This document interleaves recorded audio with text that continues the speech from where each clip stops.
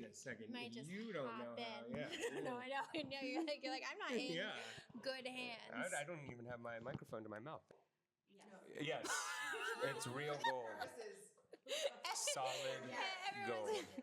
Have you tested it? I did bite. There's a picture of me biting it that I didn't post because it felt disrespectful, but yes, I did. Metal? They're not shared, right? On inauguration night, I gave it a bite. Okay, that was nice. That's very an author, a nice rhyme. That was going to be my question because I obviously talked to you a little bit online to prepare for this, and I know in the beginning of most interviews, start with a caveat of the medal. Yes. Would you like to give the medal caveat? Yeah, sure. I just want to say that I am contractually obligated to wear this medal. And although it is obviously a great honor and symbolic of one of the most important things that has ever happened in my life, I also want you to know that I don't just wear a medal around. I don't want anybody out there just being like, look at that guy. He loves his medal.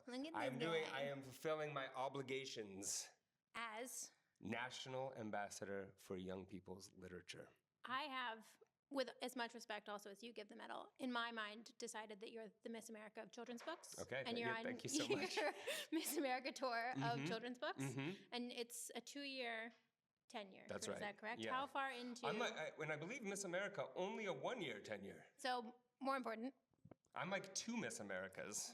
Oh, yeah. Miss America and then Miss Universe. That's right. Leveled up. Yeah. We should get you a crown of books. That'd be cool. Heavy. But that's fair. Yeah. Maybe pages. Yeah. How long have you been the national ambassador? Actually, just about a year. I was inaugurated in February of last year of 2025. I mean, I'm sure I could find that online, but what is the inauguration of the national ambassador? What happens? It was really fun. It happens here at the Library of Congress in like the most beautiful room that I've ever been in my life. I've been in that room and it is. That's not even a room. That's an atrium. Have you been it's out? A hall did you go out that door to take a peek there? No, I saw it was open a crack. You ought. It looked like a good view. I try to scope every view. Getting closer to the architecture. Yeah. It's beautiful from the floor, but even just this much closer, it's unreal. Yeah. Okay, so a prettier. An equally as pretty different room. Just different, but impressive and equally beautiful. Okay. And I got to give a speech, read a picture book to everybody, and I think really, most importantly for me, there were a bunch of school kids there. And I think that so often we can forget in kids' books who we're making these things for. And at this moment that was just, like the inauguration of a national ambassador for young people's literature is one of the important things that happens in children's literature. And it was great to see that kids were there because they often get left out of those moments. They get left out of too many. They get left out of sometimes the moment of even when we're making a book. Which is part of your platform, is that people underestimate children in books and in life. And so you're championing specifically the picture book. That's right. Is that correct? Yes. So my background, I make content about museums. I'm currently reading my way through the Smithsonian's to see how long it takes, but mostly because I want people, similar to how you want people to engage with picture books and read books, I want people to get into museums to learn things, to be curious. Yeah. Is there, and I think you maybe did a little bit of that today here with some of these rare books, is there like a monolith of children's book, a picture book, like the Rosetta Stone, kind of in museums, there are some objects that are so monumental. Is there major points in picture books? Yeah, absolutely. So, I mean, for me, like my personal Rosetta Stone, like the thing that made me want to become, well, I don't even know. I wasn't even conscious that people made these things, that just the book itself was just so powerful for me. It was the work of Maurice Sendak, especially in The Night Kitchen. Okay. And his writing about picture books, I think is like also just as valuable as the great picture books he made. He also made Where the Wild Things Are, A Hole Is to Dig. But really, he was very inspired by, and I know this camera can't move, so we're going to cut to the shots some here. B-roll, yeah. Randolph Caldecott's stuff. And so Randolph Caldecott was a British illustrator, and the Caldecott Award, which you probably know is that shiny sticker that goes on the cover of picture books that are considered the best picture books of the year. It's named for this illustrator, and his great insight was, he was mainly doing nursery rhymes and folk songs and setting. He was illustrating what was happening in those stories. And he would often kind of subvert the text. Okay. He would change what was happening in it. And in doing so, he was making the pictures tell the story too. And that is the central insight of the picture book. The pictures aren't just there as decorations. They're there to do the storytelling. And I think, to me, these books are sort of even though it says R. Caldicott's picture books, the picture book as we know it hasn't even really been invented yet. You are seeing it start to happen here. Yeah, I found that really interesting. I saw there's an interview that you gave where you talked about how the picture book as we know it is maybe, like 100 years old? Yeah, I think that, to me, the first picture book that is like a true picture book where the story was designed from the beginning by the author illustrator to be told in words and pictures is Millions of Cats by Wanda Gogg. Okay. And and again, we'll just cut to this. We have This one here? a book there by Wanda Gogg. She was daughter of Bohemian immigrants, so Okay. like German-speaking immigrants who moved to Minnesota, grew up in a German-speaking community in Minnesota, moved to New York, became like a very important illustrator and fine artist in the New York art scene, and then decided that she wanted to tell a story for kids that kind of felt like the stories that she heard growing up, but it was wholly original. And she really pushed like printmaking forward. It was impossible what she wanted to do. And again, we talk about words and pictures being so linked in a picture book. She wanted the words and pictures so physically intertwined that actually printers couldn't figure out how to do it. So they had to be hand lettered and become part of the art and put on a single plate because there was no way to lay type next to the picture as close as she wanted these two things to be. That's really interesting. I love meeting subject matter experts about specific things that I know so little about, because they're things that you kind of just accept. You're like, oh, a picture book, such a good story. But then hearing people that kind of know the history and stuff, it really opens your eyes to learn more about it. Were you always super into the history of picture books, knowledge about kind of the craft just from your own career and the things that you like? Or was that something you kind of studied and have dug into in your time as the Miss America of children's books? I think that first I just loved these stories. Like I loved having picture books read to me. I loved when my mom would sit next to me on the couch and read picture books to me, and to listen to her voice and to look at the pictures and to kind of live inside those illustrations. The way that it is sort of this text, often this red text, and then that combines in your brain with these images that you're looking down at. And as a kid, if the book is on your mom's lap, it's like you're falling into the book. That's how I first got into it. Then I started reading picture books out loud to kids. Okay. I worked as a camp counselor and a substitute teacher. You didn't say fun after substitute Also teacher. fun. No, also fun. Also fun. I've also learned in doing long form interviews that I sometimes forget that this has to be edited by me, not an audio engineer. And I was very graciously given a tour of Two Georges, and I just kept talking. Yeah. And it was a nightmare. Yeah, So right. I'm It's a actually cross-talk and- just trying to not step on your toes. Substitute teaching, very important, very difficult, well respected, just like the medal. Very important, very difficult, well respected.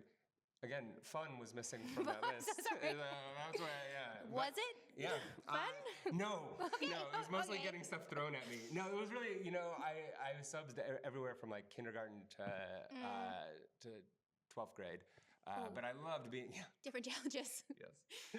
But reading picture books out loud to kids, that's just where I really came alive to this form again.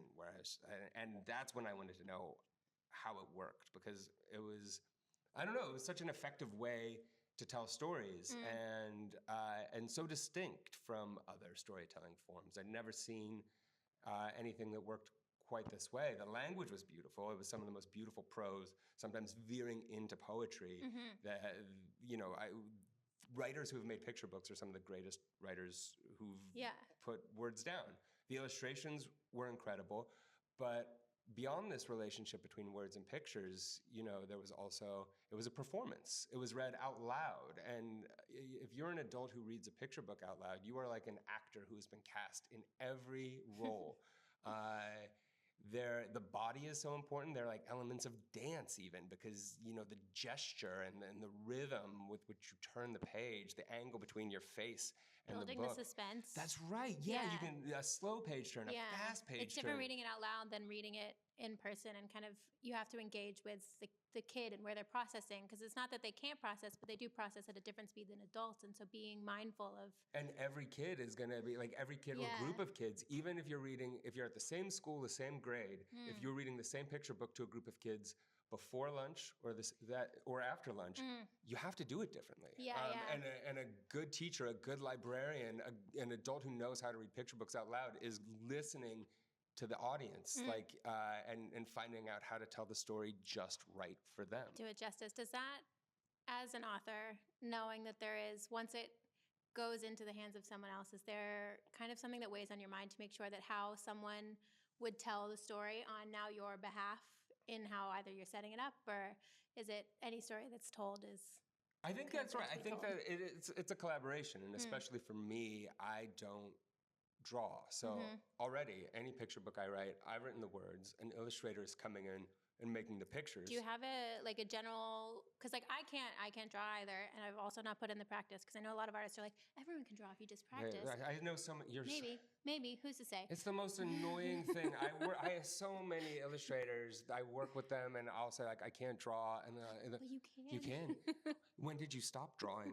Just practice every day. Return, and I'm like, I can't draw. No, I can't. Be like, you know what? Actually, never mind. I'm going to take this contract back that we have, and I will. Yeah. Actually, you're right. I can. Nobody actually. But do you wants have that, them in your brain? Like, can you see? Because when I'm reading a book myself, be it a picture book that maybe has kind of context, or a chapter book. Do we call grown-up books chapter books? Is that? You know what's so funny? There? No, chapter books is, you went immediately back to it. So this is what, like, in kids' books, we would call that like middle grade fiction. Okay. Nobody calls it that. And so it's this weird thing where like all kids call them chapter books, and yet we insist as the people who make them on calling them something different from what kids call them. It's one of the things that makes me furious. It's like we call it, like, kids call them chapter books. We should call them chapter books. So keep doing it. I'm gonna call them. Chapter books. Big fan. All the times of chapter books. So when I'm reading a chapter book, I can visualize it. Like a movie's happening. When you're writing books, are you seeing that visually, or is it really like to some extent, but you really just trust your illustrator and it's like, okay, here you go? Yeah, almost. It's sort of a discipline of leaving stuff out. It is intentionally leaving out information and trying to create moments that need a picture in order to achieve some sort of effect on the reader. Yeah. But it is not my job to control what that picture is, to say what these things look like. I think that I'm trying to clearly communicate like a dramatic or an emotional intention to the illustrator, so that they know, okay, I'm going to have to do the same thing with the art. Right, because it's telling they're supplementing each other, the pictures and the words.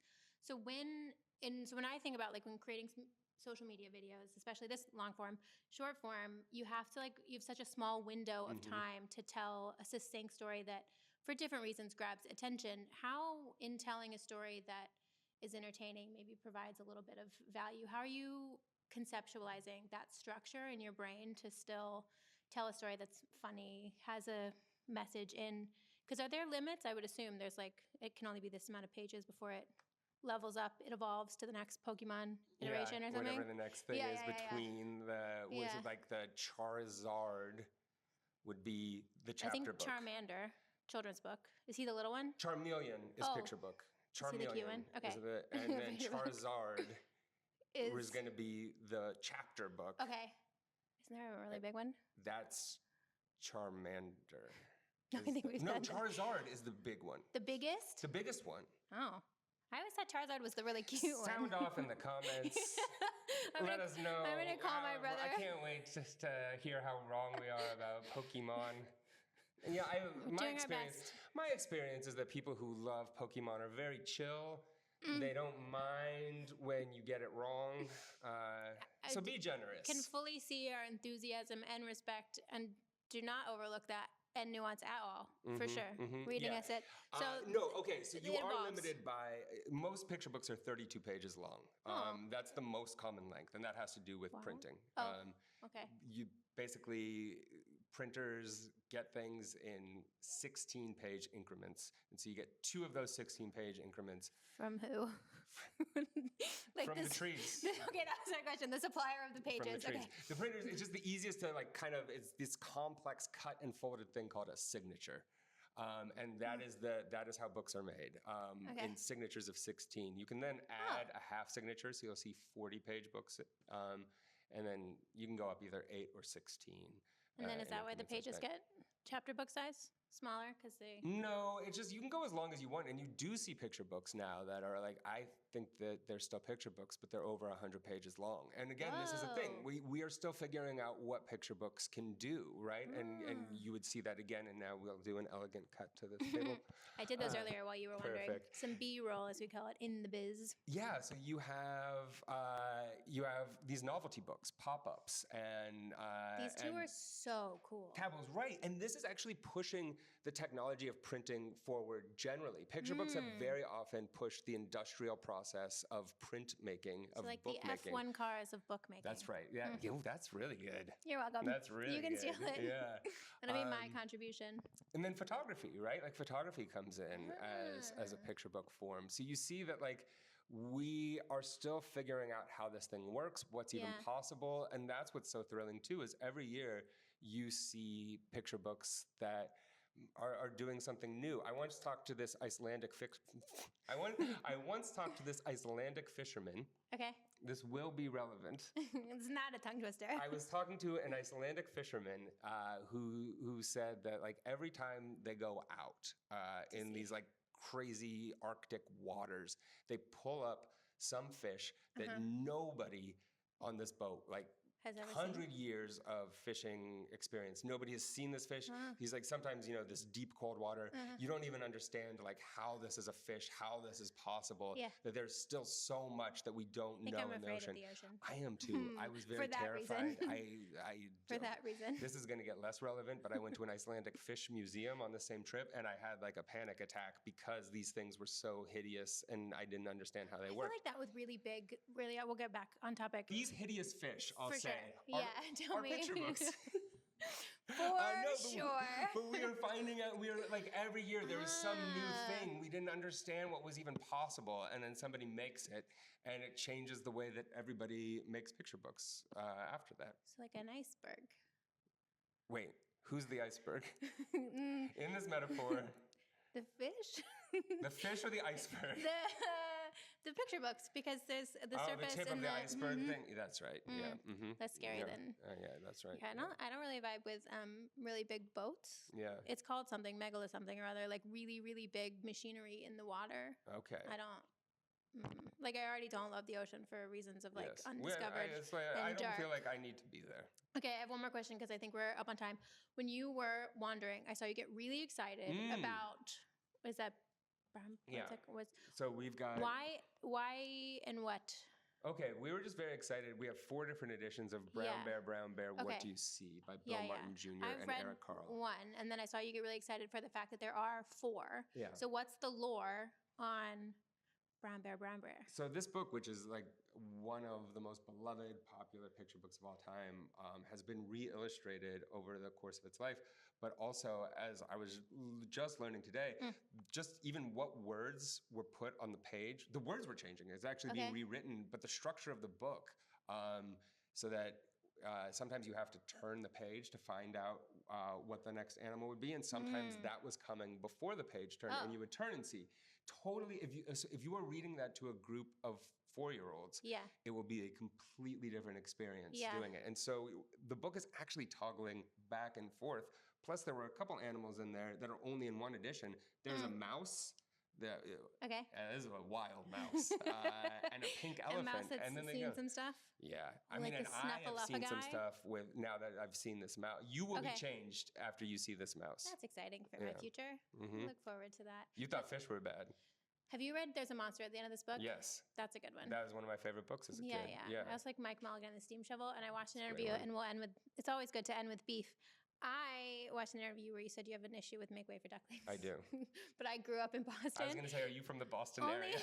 only when I was in elementary school, and we used to go to the statues, and I don't actually remember the book, so I need to go back and read it, but I used to sit on the statues. You'd sit on the ducks. Like I think that's beautiful, and I think it's, I would say just for me, that book, for the most part, it doesn't have that dynamic relationship between text and image that we're talking about. McCloskey's an amazing artist, a great illustrator. I think that those often just feel like beautiful decorations to a long, and my son asks me to read it to him a lot. It is a long you can't prose just story. lose. I can't do that. I'm not going to cut somebody's work. I have to do my best. I can't do that. As both a You father can. and the national ambassador of children's literature, yeah, that does feel like a crime against But two also there's pillars of your life. Yeah. There's just like a lot of Boston stuff that I feel like if you live in Boston is really exciting to see, like I'm sure and then they flew over this bend of the Charles River, and then you turn the page and it's like, and what about this bend of the Charles River? And they've also been here. And as a kid in California, I was just like, I don't know what the Charles River is. I don't know. These Like, ducks seem excited. Everything's so close together. Yeah. There's not space here. But you know what? That's okay. Like that is, and I think that is beloved Caldecott winner, one of the and justifiably lauded. I can't handle it really, but like any real literature, it is robust. People have different opinions about it. Adults, we have different opinions about the books we read. Also, kids do too. And I think sometimes we get so desperate to make kids fall in love with reading that we think they have to love all books. When in fact, one of the most exciting things you're doing as a kid is learning your taste, and also learning that other people in your class and in your family have different tastes. And that it's okay. That's right. It's okay. And it's okay to not know the exact names of all the Pokemon. Okay? Yeah. Just do your best and be nice to people. Yeah. Any other words of wisdom you want? I think we've got to go. So I think that's a great. do your it's a great best message. Do your and best be nice to and be people. nice to me about Pokemon. And his medal Yes. that he's contractually obligated to wear. Let's just know that too.